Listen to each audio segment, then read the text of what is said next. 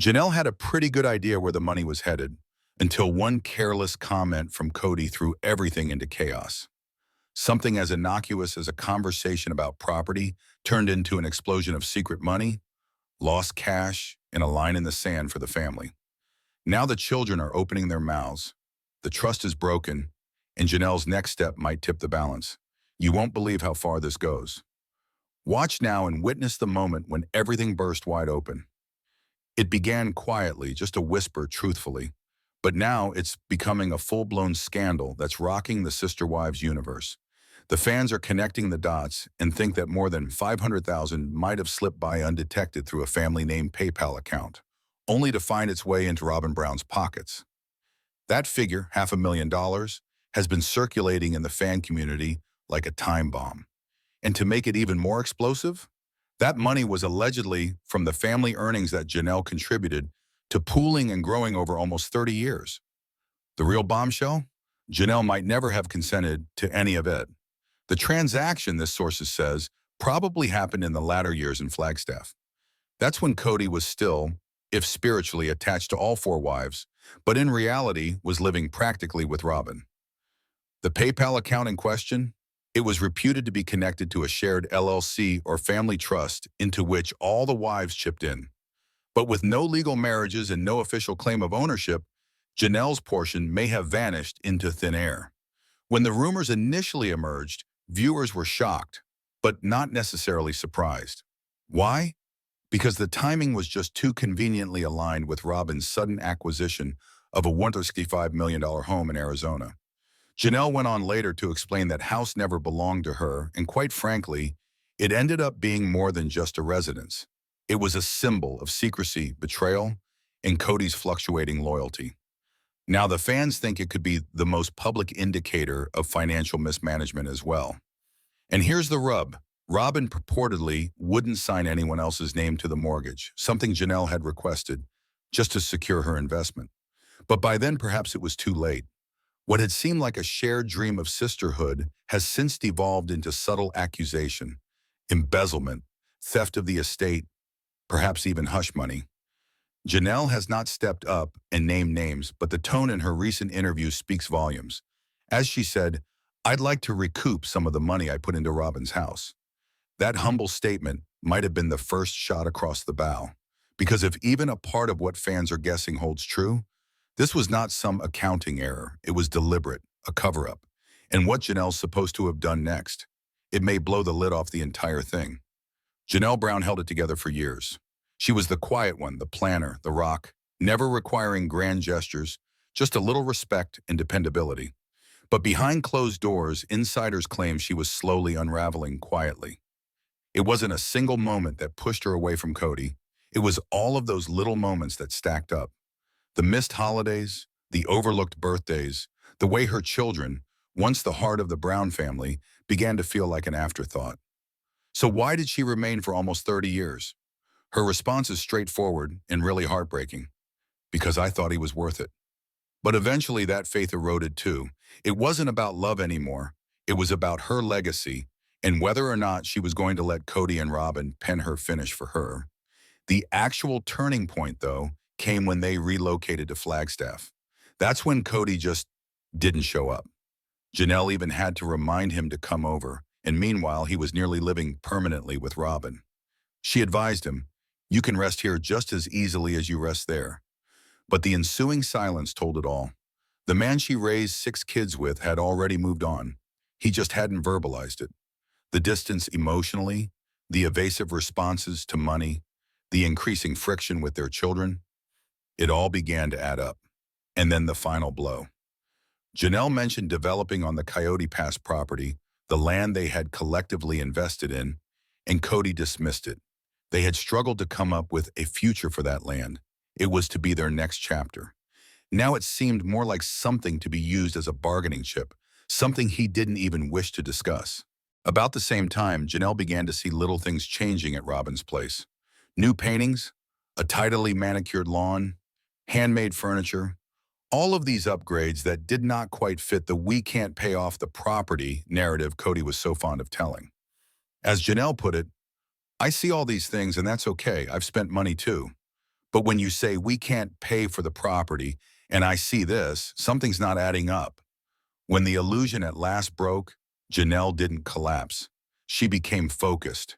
And it was then that the money trail, the one she'd not even known existed, began to come into focus.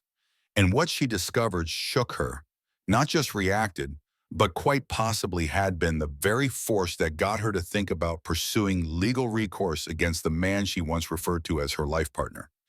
In the beginning, it was all to be shared: money, work, even sacrifice. That was the rule. The Brown family shared their money like one big family. It was not all about money, it was about trust. Each wife contributed in some valuable way. Some earned paychecks, others did full-time childcare. It never was easy, but it worked for a while.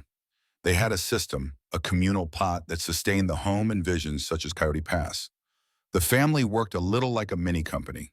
There was money coming in, there were bills getting paid, food landed on the table, and the future looked like something that they were all constructing together. But as things went on, that feeling of togetherness began to fade. First slowly, then suddenly. And while some were still holding out for things to go back to normal, Janelle was keeping a watchful eye on the figures, and those figures began speaking a very different tale. And so, as Janelle tells it, the transformation actually started around 10 years ago. The family ceased pooling their earnings. The group approach disappeared. Suddenly, it was every woman for herself, except curiously enough for Robyn. When Robyn needed assistance with purchasing a home, it wasn't every woman for herself any longer. Suddenly, it was we, and everybody contributed. Janelle didn't complain then. She still had faith in the sisterhood at that point. But then things came to a halt when she subsequently requested that all the wives be included in the mortgage, just to guard what they had all worked for. The response? A definitive no. "We want to look after Robyn's estate," Kody allegedly stated. And suddenly it was obvious. This wasn't family anymore. This was about money laundering, whether intentionally or not, into a future that only seemed to hold space for Robyn. Meanwhile, Kody was insisting they couldn't possibly afford to retire the Coyote Pass land. He went around and around in circles: debts, responsibilities, unknown costs. And yet he was purchasing new vehicles, investing in trailers, in Robyn's residence. It was being renovated like it was a model home. Janelle began making connections. If they couldn't afford it, why was Robyn's house suddenly model perfect while the rest of the wives were struggling to keep up? As Janelle herself admitted later, "I might not have been right, but I was angry as hell." One source claims she even accused Kody of perpetrating what felt like an increasing imbalance. His response? He didn't dispute it. He sidestepped. "I don't owe you details," he allegedly snapped back. "You'll just take it to the gossip mill." But if anything initiated the real gossip, it wasn't Janelle's queries. It was the responses she was discovering. So where in the world did that reported $500,000 originate? That's still the great unknown.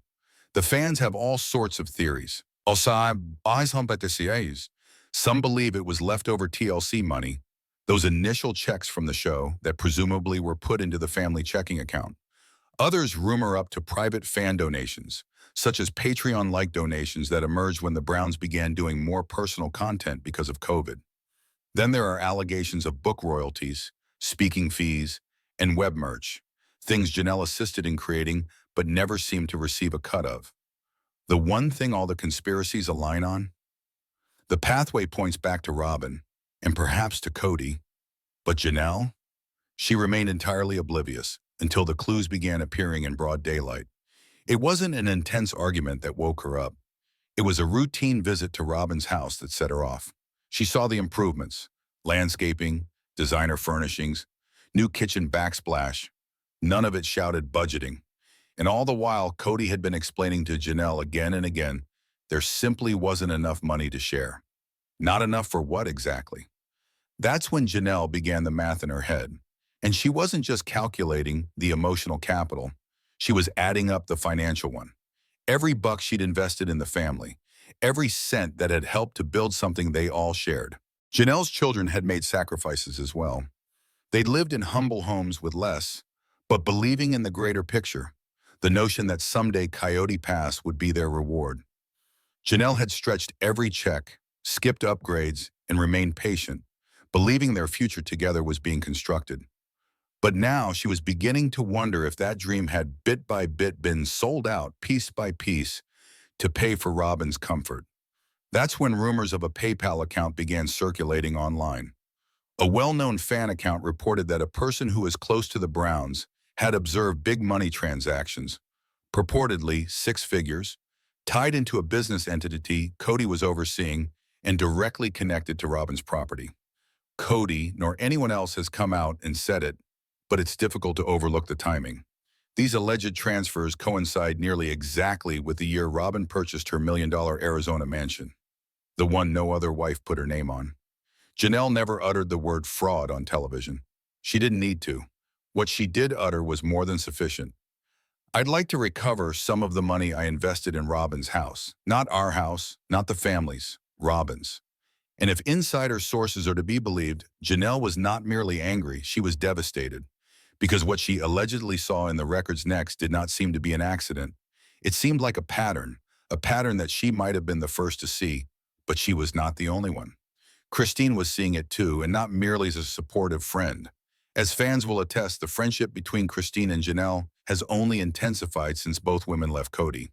And what started as complaining sessions turned into something more, a silent partnership. The two were frequently overheard discussing off-camera at tapings, gathering information, putting things together. A particular phrase kept being mentioned in hushed tones: follow the paper trail. Things came to a head after Christine dropped a subtle bombshell during a confession, fudging that not all wives saw the same financial records. She didn't mention Robyn by name, but the message was as clear as day. Fans caught on immediately and started joining the dots, from Christine's cryptic remarks to Janelle's more overt concerns. Christine had picked up on things long before they hit the public. She noticed how much time Kody spent at Robyn's house, the extra attention Robyn's kids appeared to receive. So when Janelle began complaining about the finances, Christine's response wasn't shock. It was validation. Some sources even suggest that Christine viewed a preliminary version of the financial documents Janelle had begun reading. On breaks in filming, she reportedly told crew members that some family accounts were not being shared equally as they were meant to. That was always the guarantee: equal contribution, equal share. But now, armed with some space and counsel from the law, Christine and Janelle were more resolved than ever before to see real answers. Even one production source overheard them questioning a producer straight up about whether any of the show's residual income had been channeled into a holding account, perhaps under the purview of Kody and Robyn. This was not out of curiosity. This was about finding out what may have been quietly pushed under the rug. And here's where things take another turn. Robyn may have caught wind of this growing alliance. When Christine tried to arrange a private family meeting not long ago, Robyn reportedly refused to attend. Her reason? I'm not walking into an ambush. What she may not realize is that Janelle's next step might not involve any drama at all, just one call to an attorney. To hear Robyn explain things, her story sounds much different. Everyone thinks I'm in charge of the finances, she said. I mean, everyone. She's claimed that Kody often told people that she was the one handling money matters. Robyn's always portrayed herself as the practical one, the woman who budgeted carefully after a tough first marriage, who played by the rules, who didn't ask for special treatment and still got blamed for everything anyway. She does not deny the home or the upgrades, but maintains they were family investments. This was going to be for all of us, she said. Not selfishness, stability. That is the story. But as Janelle keeps peeling back the layers, even Robyn's best practice defenses are beginning to crack. Because here's the issue. Someone who takes up transparency doesn't silence conversations. But when Robyn was asked to include all the wives on the mortgage for her Arizona home, she didn't just say no, she allegedly got visibly uncomfortable. According to one crew member, Kody jumped in right away to cover for her, explaining that it was about protecting her estate. The message was clear and loud. Suddenly, after years of espousing coming together as one, Robyn was off limits. Even her early endorsement of the family's shared funds now appeared to be a stepping stone strategy, good only until she and Kody were monogamous, in fact. Now that they were living like a normal couple, the family pot, poof, vanished. To add insult to injury, Robyn has cried a great deal of time on camera about being left out, about Christine and Janelle moving on, about the kids distancing themselves. Some fans still sympathize with her, but others are starting to think about timing. As one said, Robyn always cries just before the blame changes. Even her daughters, once regarded as bridges between families, have begun to express bitterness. They've reported they never did feel embraced by the other wives. Yet Christine and Janelle have publicly objected, saying their doors were ever open. So who's telling the truth? And who's rewriting the family history? Now, Robyn's greatest fear might not be losing the family. It's losing control of the story. Because if Janelle's suspicions prove true, and if those financial records ever come to light, Robyn won't just be under scrutiny, she'll be in trouble. As one source so candidly put it, she said, there were debts, but I saw where the money went, and it was a lot more to Robyn and Kody than to anyone else. And in a strange twist, the individual who might have given Janelle the key to this entire mystery? Kody himself. For all his theatrics and vanity, Kody has one ultimate weakness. He gossips too much. He vents, he goes on tangents, he overshares. And that could have been precisely how Janelle began to find out everything. According to the insiders, it wasn't a spreadsheet or an attorney that alerted Janelle to those suspicious PayPal transactions. It was Kody himself, not intentionally, naturally. It occurred, allegedly, in one of their final serious talks. They were discussing Coyote Pass, namely why it hadn't yet been paid off. Janelle was demanding answers. Where did all the money go? Why the stagnation? That's when Kody inadvertently let something spill. He talked about needing to settle up with Robyn's household due to previous family support transfers. At first, it had seemed like just another one of Kody's ambiguous responses. But that sentence stuck with Janelle. It wasn't something he had ever said to her before, and the tone in which he said it, defensive, even a bit flustered, raised a red flag. It sounded like he was justifying something before she even got a question out. Later, when Janelle looked back on it, everything became clear. If some kind of huge money transfer had occurred, something illicit, that little saying could have been his attempt to spin it, declaring it support and not what it was. Because to Janelle, if Robyn had been given that sort of cash behind everyone else's backs, that wasn't support. That was siphoning, and what stung most was that Kody hadn't intended to reveal to her at all. That wasn't a confession. That was a slip-up. And those who know her say that as soon as Kody realized what he'd uttered, he rapidly deflected attention from it. But Janelle had already timed it. From that point on, her tone on the show shifted. She wasn't reaching for reconciliation anymore. She was thinking steps ahead. So when she turned to Christine and said, I think I'm going to have to lawyer up, it didn't sound like drama. It sounded like preparation. Kody, meanwhile, started to get more tight-lipped. On camera, he made comments like, I'm done with information leaks. What he called leaks, many viewers saw as long overdue accountability. And the more he clammed up, the deeper Janelle dug in. There are some who now think she isn't just standing up to him. She might be preparing a case. For years, Janelle followed the unwritten rules of plural marriage. No marriage license, no divorce decree, no official claims. Now she's rewriting that part entirely. In the show's highlight of the season, she told Christine straight out that she was going to have to lawyer up. And that was not a threat. This was about facts. Because Janelle might not have a marriage certificate, but she has decades of assets, promises made verbally, and money invested in the Brown family name. And if even part of the PayPal rumors come true, she could have a basis in law, at least in civil court, for restitution. No prenups, no joint accounts. But that's the very reason she's been quietly seeking counsel behind the scenes. One of the producers described Janelle as having approached the network directly and asked, could on-camera comments about paying into Robyn's house one day be admissible in court? That wasn't fear speaking. It was planning. She wanted her accusations to stick, because by this point, what appeared to be spiritual sisterhood at first is now beginning to look like a loosely organized business. And if that business were misused, there could be fallout. Consider Coyote Pass, for example. That property, long paid off, was their planned legacy. But now that Janelle is no longer part of the so-called inner circle, There's no direct way for her to stake her claim, so she's said to be requesting a breakdown. She's seeking records of every dollar she contributed and a detailed account of where money went, particularly if it went toward making Robyn's property better off. And Kody, he's holding firm, claiming she has no right. But Janelle, she's had enough. More importantly, she's not standing alone. Her kids, adults, educated and emotional, are standing behind her wholeheartedly. And when they began to learn about what could have been stolen from their future, they didn't remain silent. One of them, sources say, made it very clear. If Kody won't make this right, we will. That's the line Janelle never crossed. Until now. Her North Star has always been her kids. I'm always going to choose my children, she said, plain and simple. So when news of missing money began circulating, it wasn't just Janelle questioning it. It was her kids who came in blazing, particularly Maddie and Gabriel. These weren't children anymore. These were adults who were raised within the Brown family system. They knew precisely how it went and where it didn't. It was Maddie's turn to get angry, so her family says when she discovered about the purported $500,000 payment supposedly tied to Robyn's estate. Not dismayed, not uncertain, angry.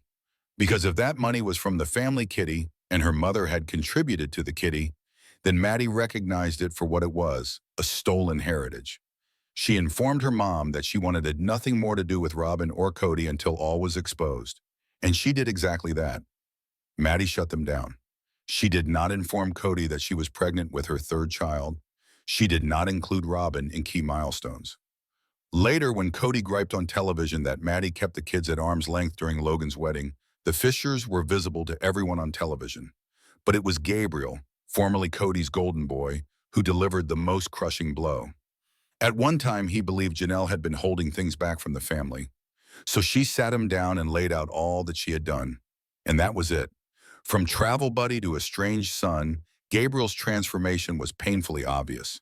And when he witnessed how his mother might have been financially taken advantage of, he reportedly claimed, "If he can't own up, I don't ever want to see him again."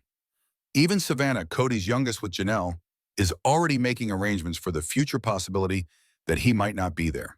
She's quietly informed others that when and if she gets married, she'd like to have her brothers walk her down the aisle instead. And that's what really hurts. Not so much Janelle and Christine walking away, but the next generation turning the page. Not because of hate, but because of self-preservation. They're opting for peace instead of pain. Janelle can see that, she can hear them. And now she's ensuring they're covered. Because if this entire debacle does end up in court, she wants every last penny accounted for.